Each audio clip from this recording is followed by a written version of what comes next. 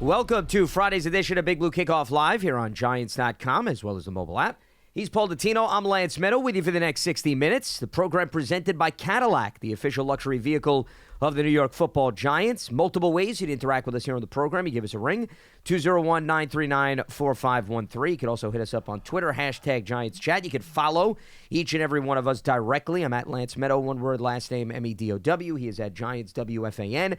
And as a reminder, you can find the archive of the show and our entire podcast network on the Giants mobile app, podcast platforms everywhere, and at Giants.com/podcast. So this is the Friday edition of BBKL. However, technically, it's a Thursday in Giants land. It is a Tomorrow football Thursday. Will be a Friday. Yes. That's what we call it. It's a football Thursday, but it's really Friday. Correct. So there will be no complete injury report that will be released later today, because you get in a habit on a Friday, you know, who's in, who's out, who's questionable. That's not going to happen until tomorrow, because Brian Dable will still be speaking to the media on Saturday. So a bit unusual, but that's what happens when you play on Monday night. And this is a very intriguing game, Paul, and that's why I really want to delve into it, because yes, the Giants are mathematically still in the thick of things, but I want to look at it more from the Packers' standpoint. There's a Green Bay team that has turned its season around. They're 6-6. Jordan Love is playing the best football of his young career. Yeah. He's got 8 touchdowns, no interceptions in the last 3 games. Their defense has been stingy. It's hard to score points on this Packers team. They have been holding teams into that 24-point or lower barometer. So this is going to be another strong litmus test for the Giants, especially Tommy DeVito, because, Paul, what have we talked about during this 2-game winning streak? They beat the Commanders, they beat the Patriots. Not to take anything away from them, but those are teams that have just as many question marks as the Giants, and you should handle your business. But now you're going up against a team that I think is far more balanced, far more talented, and also has a lot of strong play in the trenches that is going to test this Giants offensive line. I disagree with you. I don't think the Packers are nearly as good as you think they are. Well, I think they're better than the Patriots and the Commanders. That's true. And that's my point. That's true. That was where I started. But they are nothing more than a middle-of-the-pack, mediocre NFL team, which is where the Giants should be had they not had all the injuries that they had. That's why the Packers are 6-6. They are not of the level of the Cowboys or the Niners or any of the I'm not putting them teams, there. right? Sure. You know, when you look at the tiers, they're in that huge middle tier. The pool of cesspool and quicksand of mediocrity that I love to talk about all the time. That's what the Packers are. They're a mediocre football team. You talk about their six losses. In 5 of their 6 losses, they have not scored more than 20 points. So let's be very clear about this. Yes, the defense has done a solid job, but they are 30th in the NFL against the run at over 135 yards a game. Okay, so you can absolutely run on them all day if you want to, but that depends on game flow, quite frankly, as to whether or not you will be able to be patient and run the ball all day. That's game flow. Offensively, as I just said, 5 of their 6 losses, 20 points or less. So they have games where their offense can't do a damn thing with the ball. Then they've had some other games where they have been able to. And in recent memory, Jordan Love, during this 3-game winning streak, has not thrown an interception.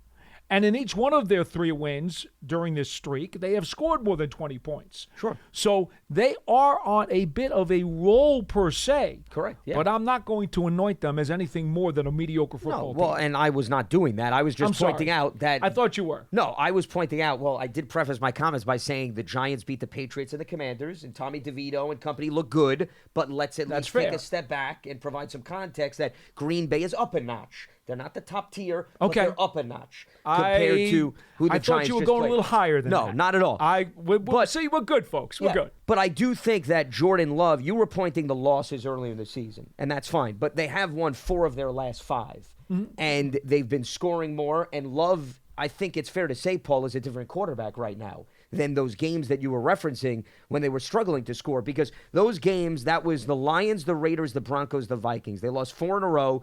They scored 20 points, 13, 17, and 10 respectively in those 4 losses. Now you're looking at 4 of the last 5 games. They've scored 20, 23, 29, 27.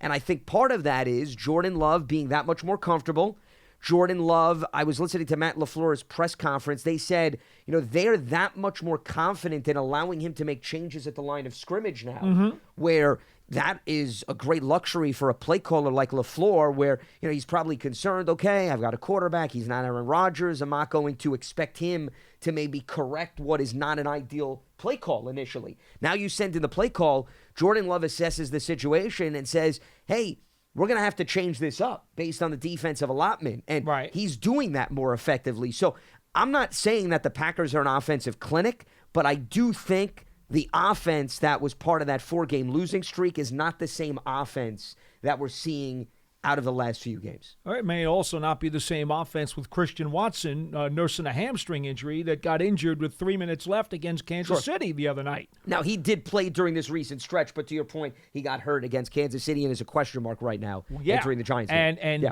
to be frank with you, Now, Dobbs does have 7 touchdown catches. That's top 5 in the NFL. And he has 6 of them inside the red zone. I understand that. But Watson is the guy during this winning streak who has really been important to their game. So is Jaden Reed, I would throw in there, Reed's done some nice things, too. I won't say that. But Watson's still their top guy. He's their number one guy. He's their vertical threat. Okay? Yeah. If he is not there, well, let's see how good Jordan Love looks without him. Let's just see. That's all I'm saying. Well, and Watson has been in and out of the lineup, in fairness, earlier this season, too. Right. So and those are the games where the Packers' offense did not look very good. Absolutely. And that's why if he doesn't play, I think it definitely changes, to your point, whether or not Jordan Love could probably take some shots down the field. But they could very well get Aaron Jones back, which to me would be a significant boost to the backfield with A.J. Dillon. And I'll flip the script. The one guy that may be the most critical of all is if they get Jair Alexander back, their top corner. He's missed the last 4 games with a shoulder injury. And while I think the guys up front is more of a question mark, because you were pointing out they're 30th against the run. Teams have had a field day. Isaiah Pacheco, if you go back to that Chiefs game, I mean, he was cutting them up left and right. Destroyed them. That was their Achilles heel.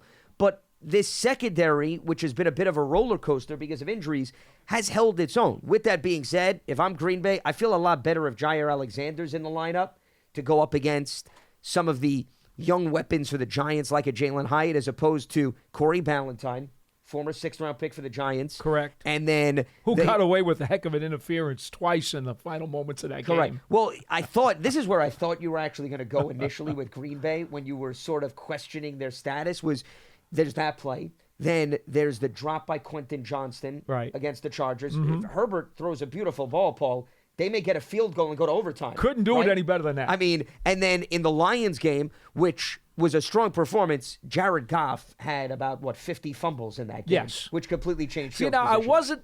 Since you now opened that door. I thought you were going to go there. You know why I wasn't going to go there? Because I thought you were going to say to me, well, it is what it is. They still won the game. No, but I think that's I wasn't going to go there. It's important to know that you did. Well, no, they've won, but you could actually compliment them for that. They've won a lot of close games as of late. They're finding a way I would say that more teams have lost games than the Packers have won games. That would be my take on it. Okay, so see, even though you didn't go there initially, we were going to get back to it. But you just opened the door. Yeah, well, I opened the door. But the bottom line was blew it wide you open. were going to wait till the end of the show, 5 minutes remaining in the show. You were not going to let this conversation end without you referencing what happened in those 3 At minutes. some point, it was going to have to come up. So I made it easier for you then, essentially, with what I'm doing. You just put it right there on a tee for me. Okay. Well, I'm going to make it easier for you now again, okay? You're going to be all smiles. They're simply an average, mediocre football team. That's all they are. Well, the reason This is a very beatable opponent, folks. There's no doubt about it that the Giants could very well be in this game and they could find a way to win. I'm not disputing that. Good. What my point was the secondary. This is why Jair Alexander, though, changes things. He is a very good player. He's one of the best cover corners in the NFL. You have Corey Ballantyne, and then you have Carrington Valentine. Apparently, they bring in corners based on rhyme scheme. Were you aware of that? That's their mode of operation when it comes to choosing their corners. But the bottom line is you've got a rookie in Valentine. Valentine, we know, was a former practice squad player who now is getting an opportunity. And then you have Keyshawn Nixon, who is an outstanding special teamer, but he's probably their most polished secondary guy at this point, playing the nickel. Yeah. So if you have those 3 against the Giants versus I now put Jair Alexander into the mix, it now takes Green Bay and Joe Barry's defense, and you don't have to play maybe a rookie corner in Valentine or Ballantyne as much because now you have Alexander to assume a lot of those snaps. So that, to me, changes the conversation. Look, the best path to victory for the Giants is that Saquon Barkley has a big-time feature game. It is in a lot of these games. For the Giants, let's not kid ourselves. He is their best player. He is their top threat all around. In terms of being a headache player, he's that guy. And without Darren Waller in the lineup, okay, the Giants don't have another headache player. All right? It's just that simple. Maybe in another year, Jalen Hyatt will be that guy. But right now, he's had one game that he had 100 yards in, last time against And he the hasn't had Patriots. more than 6 targets in a game, too. Right. Let's not forget. So Yeah. I can't go there yet. Now, it's simple. The strategy has to be, in terms of the Giants' path to victory, is feature Barkley as much as possible in the game. Now, what you need to determine, if you're the Giants, as the game flow progresses, are you able to be patient with Barkley enough that even if the Packers overplay the run and say, well, we're not going to let Barkley beat us, we're going to put the ball in Tommy DeVito's hands. Which is what New England did, essentially. Okay. I mean, they took Barkley out of the game, other than maybe 2 runs. Exactly.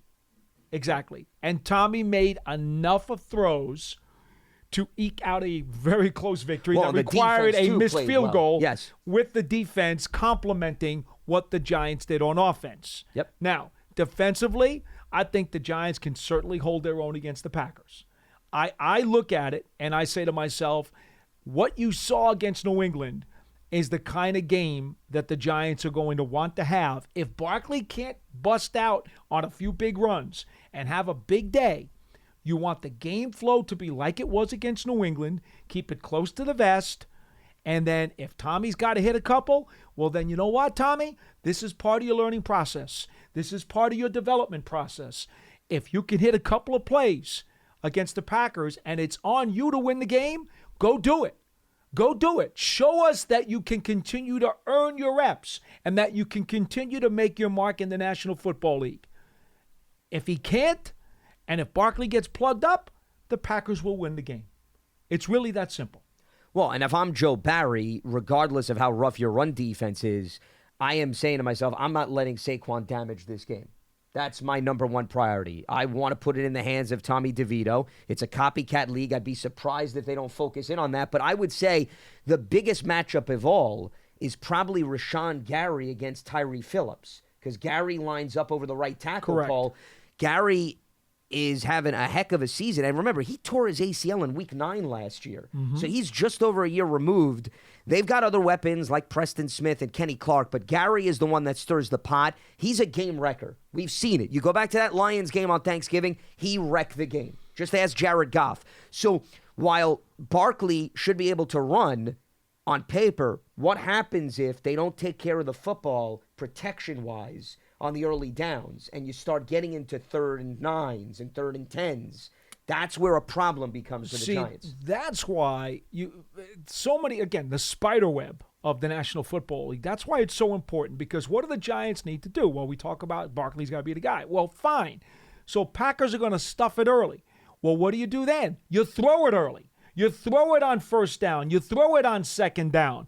And even if you're just getting small chunks of yardage, to make it a 2nd and 2. Well, now you're in a good down situation where you got to keep the defense on its heels. Yeah. You see, don't just 1st down, hand to Barkley. 2nd down, hand to Barkley. Now it's 3rd and long. Now you're playing into the Packers' hands, and you're letting Preston Smith and Rashawn Gary do what they want to do. You don't want that. You want to force them into a spot where they don't want to be. So you want to use more throwing on the early downs. They can be safe throws, but just make sure you're creating short downs and distances so that you then have the opportunity of the pass or the run, keep them guessing, and now maybe Saquon Barkley will have the opportunity to gash them a little bit. That's how it all works. And the only way that can happen for the Giants is if they've got good game flow. They get down, by 13 points, guess what? That's out the door again. Well, you're going to have to throw anyway if you're down by 13. That's it. That's the point. Even yeah. if you're down by maybe 10, you might even, I'd still like to see them be patient. But if they're down by 13, you know that game flow destroys the best chance to win philosophy. Now you got to chuck that playbook away, and now it's on Tommy DeVito. Now Tommy's just going to have to throw into the teeth of their secondary, knowing that their pass rushers are coming hard.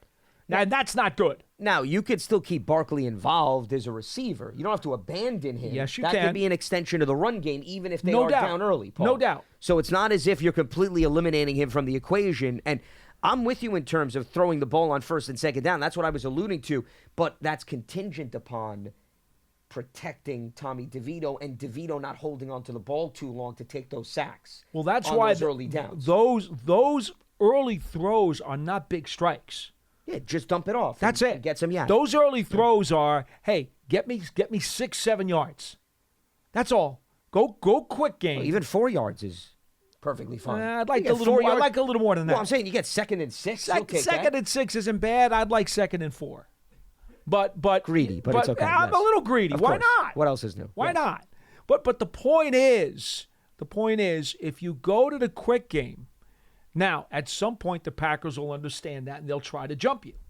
Okay? So what you need to make sure that you do with your quick game is that you're coming out of different formations so that they're not necessarily smelling quick game. This is where the schematics come in. This is why it's such a great game, folks. It's the greatest game on the planet. You can schematic certain things to look like you're doing X, Y, and Z, but you're actually doing L, M, and N.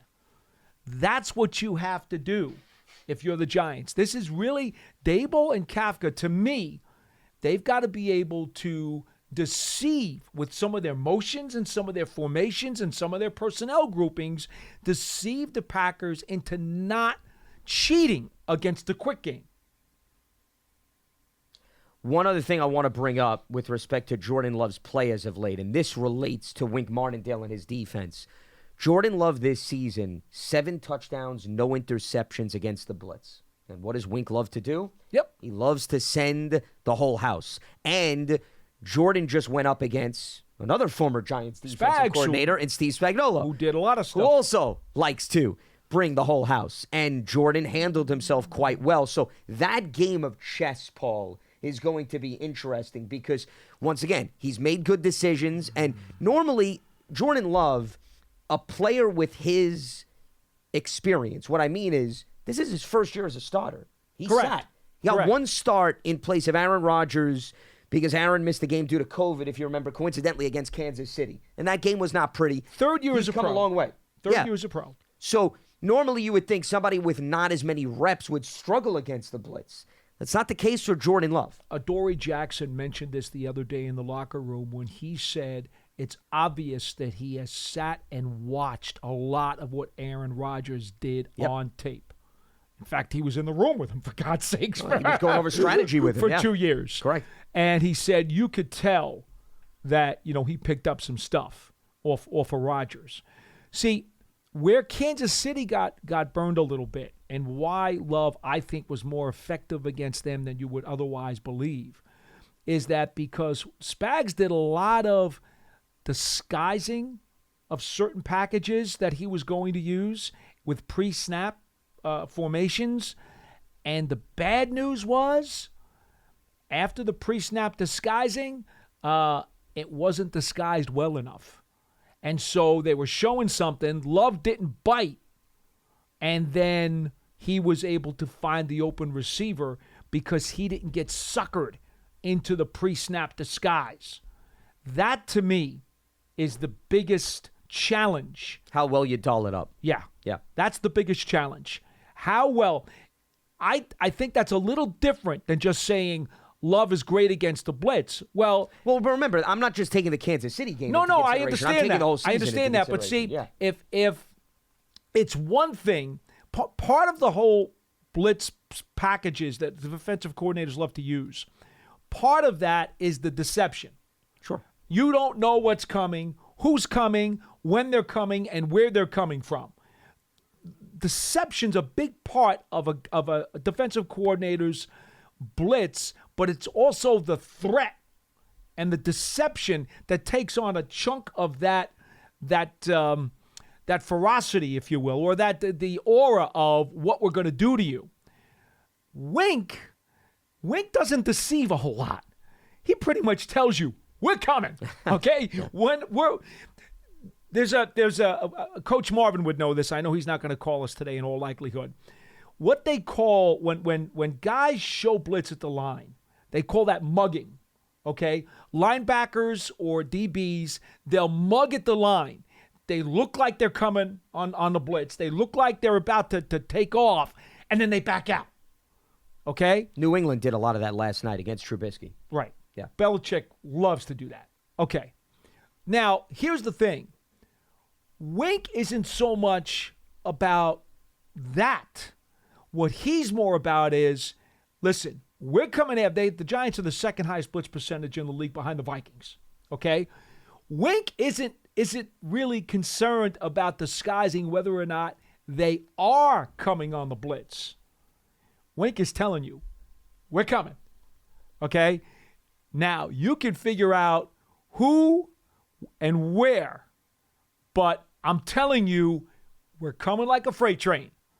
And we're not going to do a lot of fake blitzing, okay? So that part of the equation isn't involved here when you talk about Wink Martindale.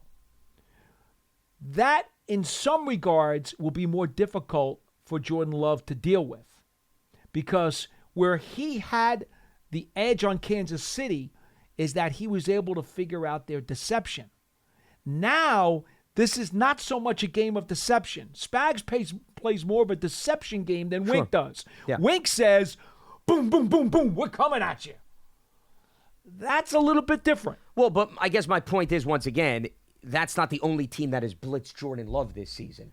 Not just Kansas City. I have not looked at the other blitz numbers. Yeah. But it is a different style of blitz that Wink will provide compared to what he saw Spags'. last week. Yeah, within the span of a week. But I'm talking about over the course of a season, Jordan Love has handled the blitz well, regardless of what form it's come. He certainly handled the deception a lot better than most young quarterbacks would. Yeah, and that is what I think has been impressive, because even though he's in year 3, you still get to a point where you haven't been out on the field. It's one thing to see it in the film room. And Aaron can walk you through it, Paul. Yeah. Then when they throw you out to the Wolves, all of a sudden, it's a completely different scenario, and he's handled himself quite well. So that's something I'm sure that Wink Martindale has picked up on film, and the Giants will prepare accordingly. And also, he's relying on a young receiving core.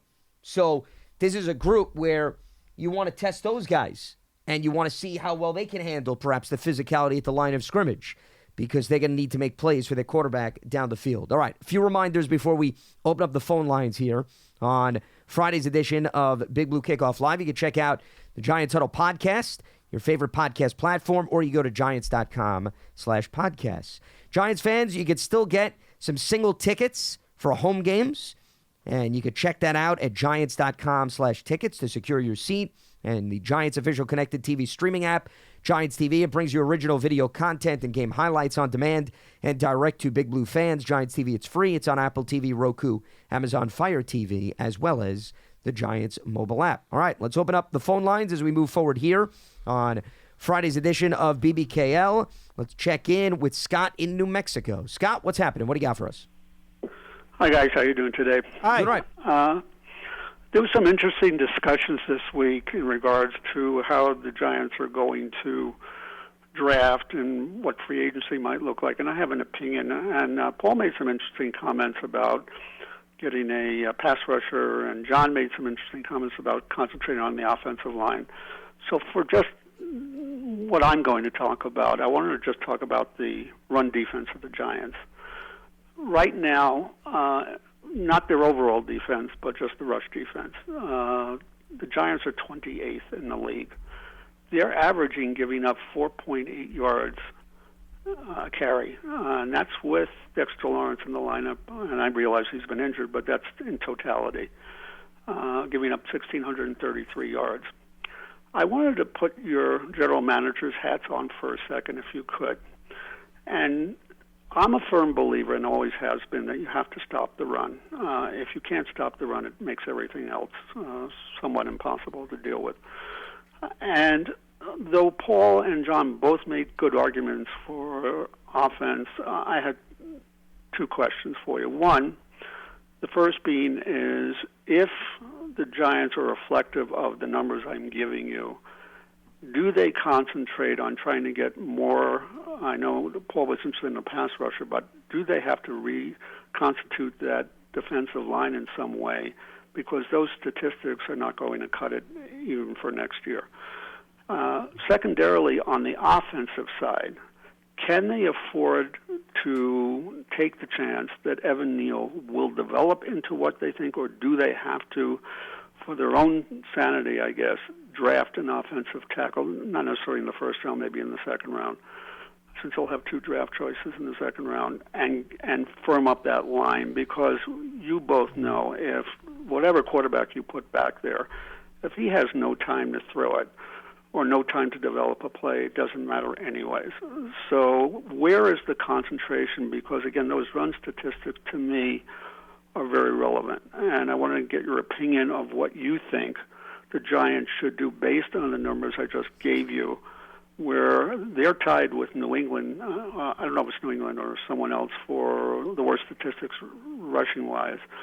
And it may not be New England, it may be a different team. Well, the rushing defense, I have the numbers in front of me. They're not dead last, but they're definitely near the bottom. They're tied with the Jets, and then ahead of those three are the Packers, the Cardinals, and the Broncos right now in terms of the run defense. Yeah.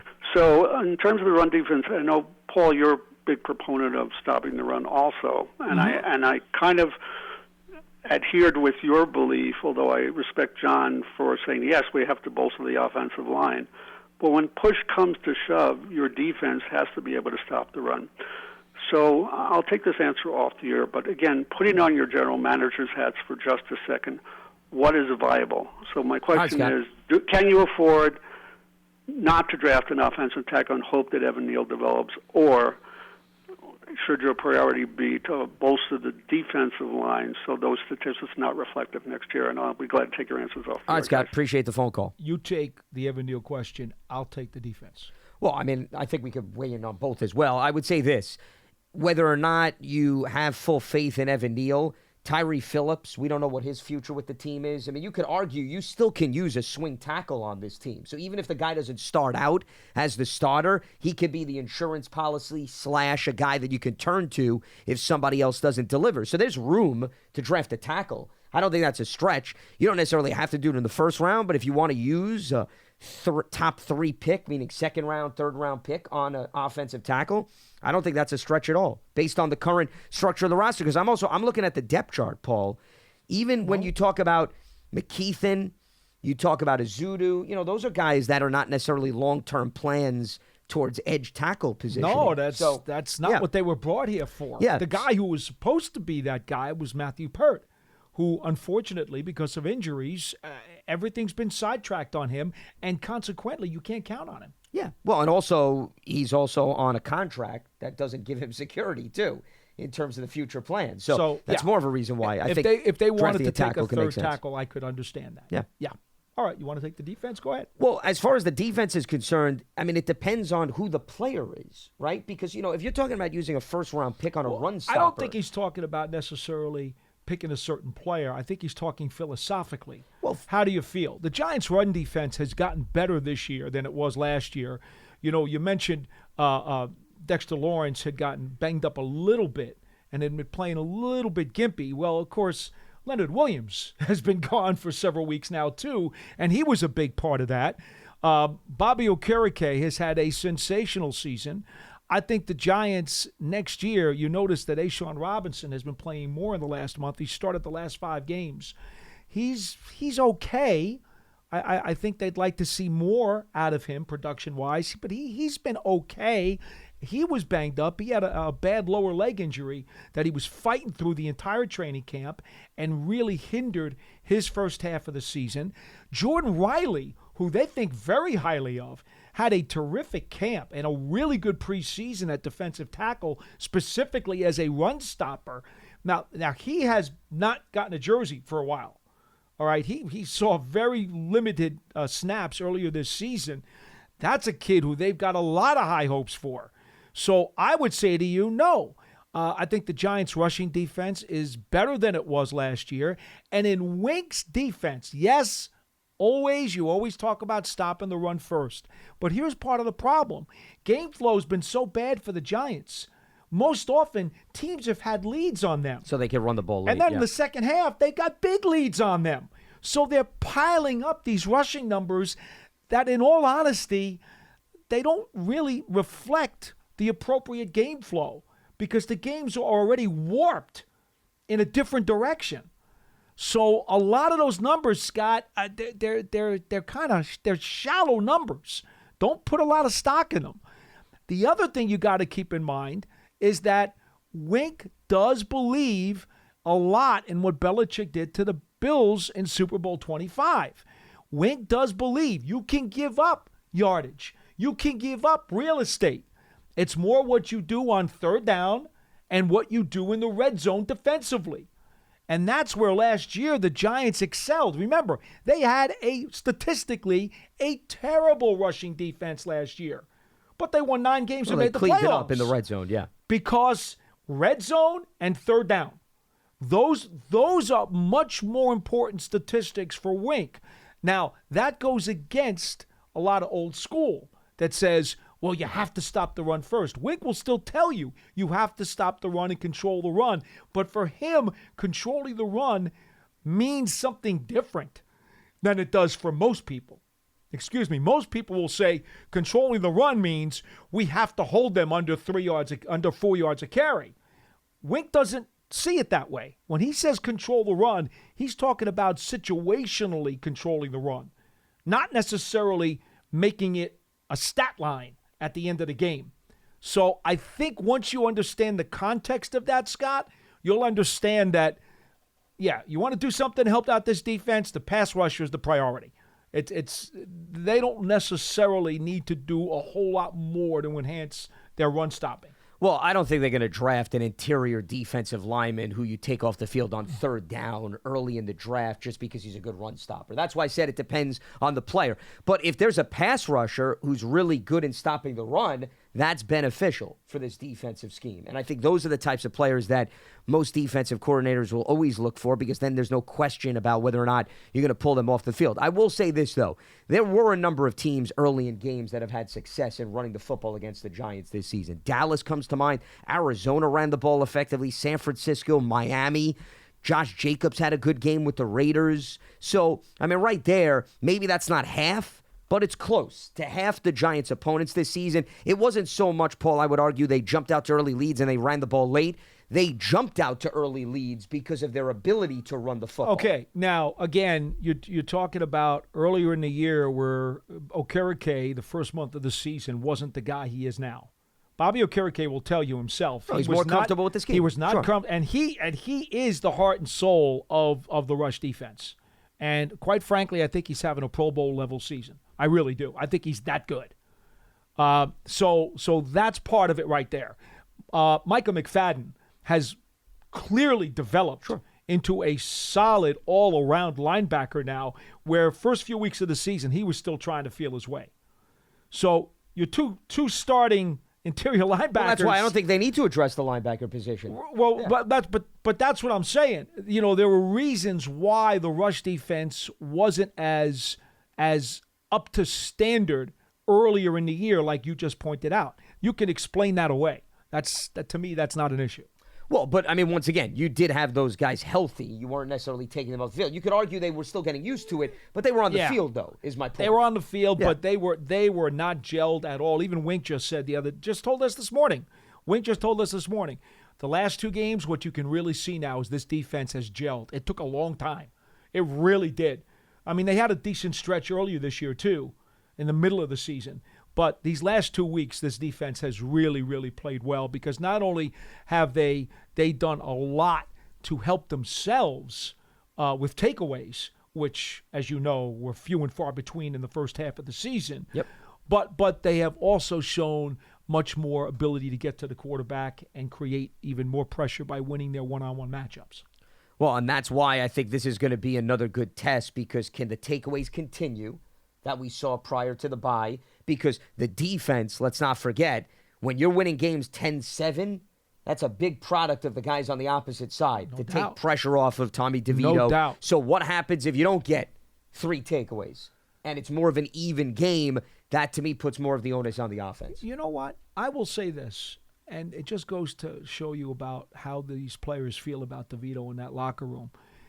He is just a fresh-faced rookie who has come in here, and he has given some fizz to this team. Okay? He's added some fizz. Sure. And, they're happy for him when he makes a good play. They're happy for him when he throws a touchdown pass. Yeah. Is he still making mistakes? He's a rookie. Of course he's going to make a bunch of mistakes. But I truly believe that right now, the way they played complementary football in their last 2 victories, I truly believe that this team, emotionally and fabric-wise, is as together as they've been all season. I really believe that. Well, it's shown based on the results. They've been able to finish games. But, as we talk about each and every week, when the opponent changes, the things you relied on, right, against the previous opponent don't always work the next time around. Well, but in terms of the last 2 games, there's no doubt about it. The defense has taken away the football, and what has the offense done? The offense has scored off the table, which is what and you that asked has been for. a big issue. This is one of Lance Meadows' primary rules. It's huge. You must take advantage of those things that the defense will give you. Yeah. And they have done that. Yeah, I don't want to hear you take the ball away 5 times and you get a field goal. Okay, Yeah. great. Yeah. I want to hear you take the ball away 5 times and you score 20 points. I mean, That's what I want to hear. and here's the thing too. I have to say this. Special teams, I get it, man.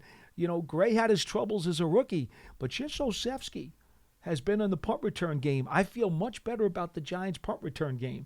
I feel really good about the way Jamie Gillen is punting the football, and McLeod's getting down there, and Darnay Holmes is getting down there. Carter Coughlin and Cam Brown have been making some big-time tackles. Yep. Again, Coughlin got fined for the Patriots game. Still don't know why. You look at the tape, it's as good a tackle as you can imagine. I mean, special teams has really, tried to give this team every opportunity not to lose those hidden yards. And when you're going up against offenses that are struggling like New England, the worst thing you could do is give them favorable field position. Right. So that's why that was big. It all goes back into the game flow again, Complementary football. And this week it's going to be Keyshawn Nixon, who's a dangerous return guy. He's good. Yeah, he was good. a big reason why they had a great stretch last December to position themselves to play that meaningful game against the Lions to try to get into the playoffs. Yeah, right. this is a guy, you cannot let him tilt the field on you. He has had several big plays since he was handed the primary job last season. All right, let's head back to the phone lines. We've got Mike in Oakland joining us here on BBKL. What's happening, Mike? What do you got for us? Hey, Lance. Hey, Paul. Good to talk to you. Hi. Yeah, I was really glad to hear you talking about Saquon's usage and his impact earlier, because that's what I'm calling about. I'm hoping to get your take on the difference between a first read and a check down. For me, Saquon's best season still his first season with Eli, who's known for his pre-snap intelligence. Yep. And I feel like with Eli, he saw Saquon as his first read. If Saquon went into a pattern and the defendant didn't track him, bam, he hit him immediately. Saquon still had 6 or 7 yards of clear space where he could beat the first tackler, make something happen. But, since we lost Eli with Daniel and now with Tommy, what I see him staring down the field, and they use Barkley as a dump off or a check down after, their other reads. They go through all their other reads, and after the space is closed down. So he's catching the ball with no room to operate. Yeah. And so I'm wondering if you see the same thing. For me, that's a mistake. You guys are pretty knowledgeable about the Giants. You keep saying, and I agree with you, Barkley is our best offensive weapon. And so, that's what I want to see. If nobody tracks him, hit him with the ball. He'll get you 10 yards. He'll get you a first down and maybe a heck of a lot more. Is that how you guys see it? You know what's interesting? I just pulled up Barkley's game by game because I happen to agree with what you've said, but I wanted to give you some numbers to kind of back it up. In the 2 games this year against Washington, average yards per target in those 2 games was over 10 yards in the first game and over 11 yards in the second game. In no other game this year has Barkley's average yards per target been over 6 yards. And that was boosted by that wheel route touchdown, remember, against Washington, the second game. This goes to your point. There are too many times, in my opinion, that Barkley is not higher in the progression where they need to get him more vertical in the passing game.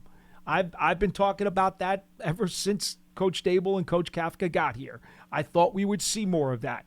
Barkley even answered me a couple of weeks ago after the game when I mentioned that to him, and he said something that I've been telling you guys for 2 years. I see it in practice. I see it during training camp in July. There are so many plays that I've seen the Giants run in practice that I have not seen in the games. And it really it breaks my heart. But I also know why. Because the game plans are specific against the team, the protection, the quarterback has certain limitations. I get all of that. The matchups, the personnel groupings. It's just, man, what I wouldn't do to see the whole playbook just unleashed 1 week on somebody. What I wouldn't give for that. Well, and you know what's also interesting is Washington. It's funny how the yardage per target is the highest against the Commanders, because I would say Washington, of all the teams they've played, has the biggest question marks in the secondary, just in terms of their overall coverage. And their linebackers don't cover either. So what I'm saying is that probably the Giants said to themselves, okay, hey, we can send Barkley out here. Great matchup. This Let's is a do very it. attractive matchup. They may not think like that based on some of the other opponents that they've played this season. Again, you got to take that into consideration. That's part of it. Yeah. That's part of it. But I'm with you. And sometimes I think sometimes you just got to say, look, we've got this in our arsenal. We're going to use it. Yeah, and try let's to test stop the it. team. Let's see how it goes. I think sometimes maybe they're a little conservative in that regard. Well, and I hear you. I mean, I like the wheel route a lot, and I like the idea of air yards, getting Barkley down the field. But just to be honest, what I actually was talking about, a stat that air yards wouldn't really address. It's more like time to the release, time to the throw. Because if he's, like I said, if he's that first option when he splits out, they don't follow him, then he's going to get that ball within 2 seconds. You know what I mean? It's more like getting the ball to him quickly before the defense rotates to him. And before I drop off, I just want to say, Paul, I agree with you that I think that our biggest problem in the run defensive game was linebacker play. And last year was terrible. I think the second half of this year with McFadden and Okereke figuring it out, figuring out how to play together, it's gotten a heck of a lot better. I'm 100% much better. Much better. Yeah. They've also teamed up for takeaways as well, and appreciate the phone call, Mike. That's been big too, especially if you look at several games, Miami, Buffalo, where they've had deflections and guys have been in the right place at the right time, and that was earlier in the season too. We should point out that one of the reasons why Barkley probably doesn't get more vertical routes, if the coaches were in here, they would tell you, it's not just always the matchups and the competition. It's also the fact that sometimes they actually need him to stay in and chip. Well, for pass protection. Because let's face it, Giants quarterbacks have been sacked over 60 times this year. Yeah, you can't send the running back out. So I understand. This is why, folks, all of these injuries that have absolutely sabotaged this offense. When Joe Shane said a couple weeks ago, I know you heard it. Waller, Thomas, Jones, and Barkley. The Giants have had those four guys on the field together for only 40 snaps the whole season. I can't tell you how incredibly hurtful that is, because those are the key guys. Those Barkley and Waller are your two headache players. Your left tackle is your anchor, and your quarterback is your quarterback. 40 stinking snaps the whole season. Those are the guys why we thought the Giants could average 23 points a game this year. But they haven't been allowed to do it. Well, but remember, the year prior we were talking about how many snaps did all the wide receivers get together on the field with the quarterback and the running back. So, this is another reason why you have to anticipate, and Joe Shane emphasized But you can this. lose those guys easier than you can lose the guys they lost this year. This is much more devastating. But you always need to anticipate that in an ideal world. You'd love to have all those guys on paper. In reality, stay on the field. It's never going to happen. It's almost like the conversation of, this is going to be the year where all 5 offensive linemen stay healthy. It's just not going to happen. You can't keep banking on that. Oh, man. So you have to understand there's going to be changes. There's going to be an evolution of your roster. And that's more of a reason why, just like teams are learning the hard way when they lose their quarterbacks. Oh, The backup quarterback position. Was it 9 backups are starting this week? Yeah, but to me, it's not this year that should be the teachable moment. You go years back, Drew Brees got hurt. Teddy Bridgewater filled in for him. Sure. It's happening on a yearly basis. It's just a matter of whether or not you as a team prioritize to say, we're not going to be that team that's caught off guard. We're going to have the veteran or the young guy that we're going to develop. You have to make that a priority within your salary cap. If you don't, then you're going to be in the situation like several teams are this Shame season. of it is, the Giants actually did spend money on a backup quarterback in Tyrod And Taylor. the backup and got look hurt. how that worked out. No, well, I'm not accusing the Giants of overlooking that. They actually prioritized that, and they you talk upgraded the about position too. snake bit, man. Sure. A freaking King Cobra came to the Meadowlands and just freaking dug his fangs into this roster. And that's unfortunately the game of football. That's why it's not necessarily always the best team that holds the trophy at the end of the year. It's the team that stays healthy and navigates those obstacles more effectively. Let's head back to the lines. Jonathan is in Westchester with us here on BBKL. What's happening, Jonathan? Hey, how are you guys? Doing all right. What's on your mind? So I'm not, and I'll never be one of those Giants fans who could root for the Giants to lose or to tank. But I do think I can offer something to all my fellow Giants fans out there who are scoreboard watching and worrying about our draft position right now. So as of today, the second-round pick that we got from Seattle in the Leonard Williams trade is a 46th overall pick. Well, And Seattle has to... Well, so you're rooting for the Seahawks to lose is what you're saying? That's the point of this phone call? it could still move up or down, but I get your point. Go ahead. So Seattle has to play at San Francisco this weekend, and then home against Philly. They could very well be 6-8 in a few weeks. They do have an easier end to the schedule: Titans, Steelers, and Cards. But Sure, and they could also win both of those games, in fairness, Jonathan, too. I mean, I understand this exercise, but the reason why I want to stop you there is I can't tell you how many conversations we get from callers. They look at the schedule on paper. How many people thought the Eagles were going to lose multiple games, right? They played the Chiefs. They played the Bills. And the Eagles wound up winning both of those games. So this paper argument does not hold much weight at all. Here's what I will say. If you're a Giants fan and you want to keep an eye on that pick, right now you're right. That pick is at 46. Be happy if you get 3 in the top 50. How about that?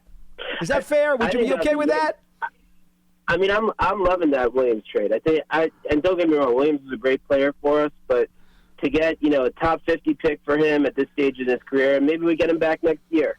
And then the other advantage of Seattle losing is obviously, I know it's a long shot, but Seattle is currently tied for one of those last wild card spots. Maybe we grab their wild card spot in addition to taking their second round pick. That wouldn't bother me too much either. Okay. Well, all of the different mathematical scenarios brought up there by Jonathan. He's not asking for too much, is he? Oh, no, not at all. No, a little snippet he's asking for. He's asking for Seattle to lose out, the Giants to win out, yes, and every draft pick to cooperate and fall in the proper place. Remember, it's also who you take, not where you pick. Oh, wow. I think that also has been well documented. You know what, though? It's fun to be that way and to be overly optimistic and to be very hopeful and all that other stuff because it's a lot better than wallowing in your misery. And we've had too many calls that just want to be, wallowing in their misery and beat down and just absolutely in the trenches and in the dumps. So it's nice to listen to somebody who is at least looking at it from a rosy perspective once in a while. Yeah, but that's the opposite end of the spectrum, Paul. Oh, okay, that last call went. I mean, that's saying Seattle to just completely disappear. He's and reaching for the stars right there. I get the moon. I get it. And the sun. But and everything at else least in between. That's a fun call to get one of those every once in a while. Well, here's the thing. The Giants can't be concerned about what other teams are doing. No, not at all. Win or lose. The bottom line is no matter how Seattle plays out, it was a good trade regardless. Absolutely it was. They got assets, and they were able to turn a player that had an expiring contract into something. So all in all, there's value in the move. Now you wait and see how the season plays out, but you're going to get additional picks. That's not going to disappear regardless of how Seattle season plays out. So that becomes a positive no matter what transpires in the final 5 or 6 games. I think if you're the Giants at this point, I continue to emphasize it. I know you agree 100%. These guys in the locker room are not consumed by draft picks. They're going out there to play football and put the best possible performance out on film because there's a lot of players that are on the roster that are not going to be here in 2024. So that's why they don't get caught up in what Seattle is going to do for the Giants, what the Giants will do for themselves. No one can afford to get into that mindset. That's just, you ask any player on any team, whether they're on a team that's winning or a team that's losing, the last thing on their mind is where their team is going to select in the draft the following year. I have never heard any player come out and passionately talk about, oh man, if we fall short in this game, that's going to give us the first overall pick, and I can only imagine who they're going to bring into the mix. Here's another reason why, Paul, these players don't care about the draft. Why would you get ultra excited about a team drafting somebody that could very well take your roster spot, right? I mean, think about it. They could take a position that you play. It boggles the mind how many people actually go along with that theory. Yeah. You know, because it's just so incredibly obvious that it makes absolutely no sense. But here's one thing the Giants could do, and I understand mathematically they're still alive. They play hard. They can make it very difficult for teams that are ahead of them in the standings, Paul, in terms of thinking that they have a clear path to the postseason, and it starts Monday night against Green Bay. Just like, for example, when the Lions played the Packers, okay? I'm going to give you the perfect example. Yeah. Final game of the regular season, Week 18 last year. Yep. Okay? Lions go to Lambeau. As Dan Campbell's addressing his team in the locker room, they find out the Seahawks won. Right. Their playoff hopes are over. Correct. They have nothing, Paul, to play for. Correct. No one in that locker room, and guys are banged up. Some of them are scheduled to have surgeries, right, the following week. There is no incentive other than to say, oh, we're not going to make the postseason? Well, Green Bay is going to join us on the sideline. Yep. They're going to observe. They're going to watch. Well, and that's exactly what else would the you Lions expect did. from Dan Campbell? No, but also the players, though, in fairness. Understood. Okay, I understand. But Understood. Dan Campbell's not suiting up and going out there. As much as he wants to bite on the kneecaps of other people, Paul, he's not putting on a uniform, okay? So I think it says a lot about those Lions players. Sure. That they went out there, they played hard, they were on the road in Lambeau, and they came out victorious. So they are truly a that's reflection the mindset, of their coach. They really are. without a doubt. But that's what the persona of the Giants should be here moving forward. Okay, Green Bay's ahead of us, and it is. Yeah, it absolutely is. I look, folks. I know you're not here every day. We are. I'm telling you right now, this team during this 2-game winning streak going into the bye really, really enjoyed the taste of victory.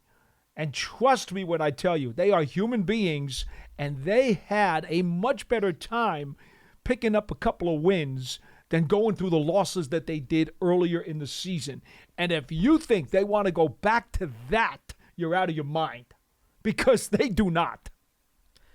Green Bay has the 7th overall spot right now if the playoffs were to start today. Right. Now, just to show you how bunched up things are, the Rams, who the Giants are going to be playing also coming up, they're 6-6. Seattle, who the caller referenced, is also 6-6.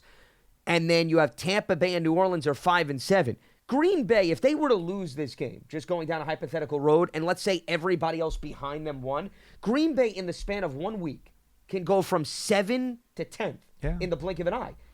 Well, that's why you should have the mindset, we're not going to make it easy on any of the teams ahead of us.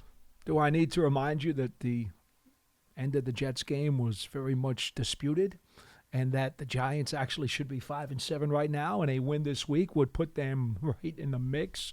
Well, I don't even want to think about that. That's the coulda, woulda, shoulda argument. Nah, well, that's the reality of it. But well, anyway. But a lot of teams are having that conversation, Paul. Unfortunately, and that's the shame of it. I mean, don't you think, in fairness, don't you think the Arizona Cardinals, whether or not they realistically have a playoff, they're saying to themselves, we should have beaten the Giants, and we should be 4-9 Well, right now? I'm not talking about plays that happened in the game. I'm talking about things that were flat out misruled, if you will. So the questionable officiating is what you're bringing into play. You use those terms. I didn't. Well, listen. I mean, that's what you're alluding to. You might as well state the obvious on this program, Paul. There's no hiding it. You don't have to deceive it like a Spags defense. One game right now with this team, one game makes that much of a difference between their percentage of still being alive. Oh, absolutely. Or basically sucking wind. And that's my point about how that's how aggravating and annoying it becomes when things are not adjudicated correctly. And that is life in the NFL, where what I'm talking about, Paul, you can go over the span of one game. You can go from the 11th spot in the NFC to maybe being a wild card holder. And that's how crazy things are. And then if you look at the AFC, teams are having the same conversations right now. Let's see, the Texans at 7-5 or the 7th spot. Pittsburgh, that lost last night, just fell out at 7-6, and Denver and Cincinnati and Buffalo are all 6-6. So depending on how they play out this weekend, I mean, they win, they could move up immensely. It's so bunched up between 7 and 11 and 12 with respect to the AFC and the NFC. And it's no different this year, I would argue, than previous years. But it just goes to show you a lot of teams are having those conversations. One game earlier in the year in week 3, if we flip the script, our fate could very well be different in terms of our outlook later on in the season. It's why when you're dealing with the quicksand of mediocrity that we're dealing with in the National Football League these days, injuries and officiating has a bigger impact on wins and losses than it did 20 years ago. That's just the way it is. That's just a fact. And it's a shame. Look at the 33rd team article today that was written. I want to say, what's his name wrote the article today. And he talks specifically about stuff that I've been telling you folks about for years, about the quality of play in the National Football League. And the only thing he doesn't cite is the salary cap and free agency. But he lists all the other things that I've told you guys about for a very, very long time, about how this league needs to enhance its quality because it's taken a hit. And with that, we will end the conversation and wrap up. Jason Cole, I believe is his name. Okay, yeah. Who is with also Yahoo Sports. Yeah. Long-time NFL writer. Great job today, Jason, on the 33rd team. Well, look at this. What a fan you must be all of a sudden. I didn't know well, this. the guy's singing the song I've been singing for years. You sure that you weren't I love it. Anonymous source in that article? No. No. Okay. Fair enough. All right. Well, that is going to do it for Friday's edition of Big Blue Kickoff Live. We'll be up and running again on Monday, continuing to set the stage for Monday Night Football between the Giants and the Packers. In today's episode of Big Blue Kickoff Live, part of the Giants platforms everywhere and Giants.com/podcast. For Paul Dottino, I'm Lance Meadows. Stay locked to Giants.com for all the latest, and we'll speak to you on Monday right here on BBKL. Have a good one.